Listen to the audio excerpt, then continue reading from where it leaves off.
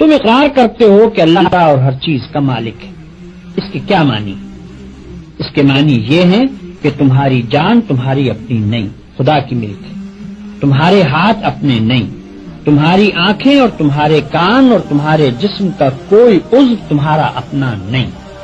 یہ زمینیں جن کو تم جوتتے ہو، یہ جانور جن سے تم خدمت لیتے ہو، یہ مال اسباب جن سے تم فائدہ اٹھاتے ہو، ان میں سے بھی کوئی چیز تمہاری نہیں. ہر چیز خدا کی ملک ہے اور خدا کی طرف سے عطیے کے طور پر تمہیں ملی.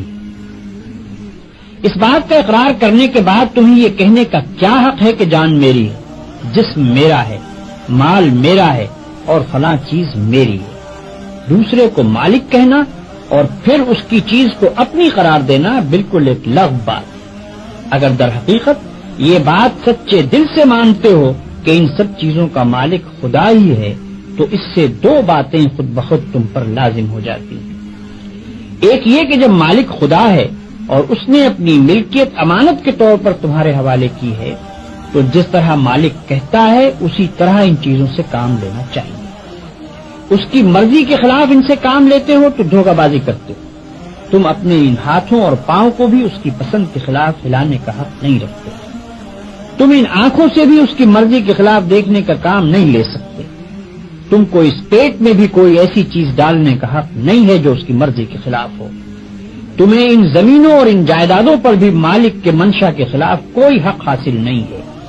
تمہاری بیویاں جن کو تم اپنی کہتے ہو اور تمہاری اولاد جن کو تم اپنی کہتے ہو، یہ بھی صرف اس لیے تمہاری ہیں کہ تمہارے مالک کی دی ہوئی ہے. لہذا تم کو ان سے بھی اپنی خواہش کے مطابق نہیں بلکہ مالک کے حکم کے مطابق ہی برتاؤ کرنا چاہیے.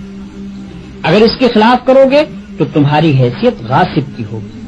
جس طرح دوسرے کی زمین پر قبضہ کرنے والے کو تم کہتے ہو کہ وہ بے ایمان ہے، اسی طرح اگر خدا کی دی ہوئی چیزوں کو تم اپنا سمجھ کر اپنی مرضی کے مطابق استعمال کرو گے یا خدا کے سوا کسی اور کی مرضی کے مطابق ان سے کام لو گے تو وہی بے ایمانی کا الزام تم پر بھی آئے گا.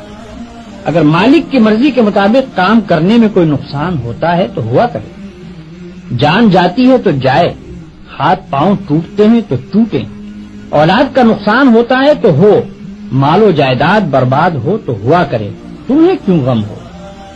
جس کی چیز ہے وہی اگر نقصان پسند کرتا ہو تو اس کو حق ہے